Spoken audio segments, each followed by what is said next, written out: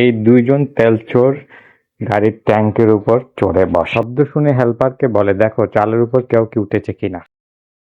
Helper বাইরে এসে কাউকে দেখতে পায় না। এদিকে তারা লুকে তাড়াতাড়ি করে তেল নিয়ে ফেলে। তারপর গাড়ি স্লো হলে দোনো চোর নেমে যায়।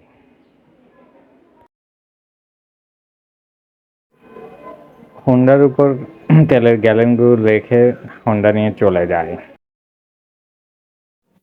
এদিকে ড্রাইভার গাড়ি নিয়ে তেলের মালিকের কাছে চলে এসেছে। বলে, ভাই তেল সব চেক করে দেখেন ঠিকঠাক আছে কিনা। তার তেল তো প্রায় 100 লিটার কম আছে।